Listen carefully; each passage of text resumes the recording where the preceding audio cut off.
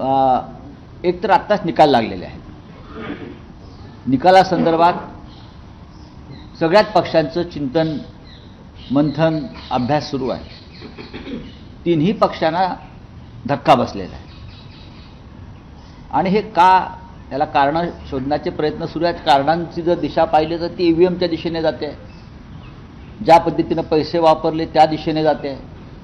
त्याच्यामुळे आम्हाला तिघांना एकत्र बसून त्या संदर्भात आम्हाला चर्चा करावी लागेल.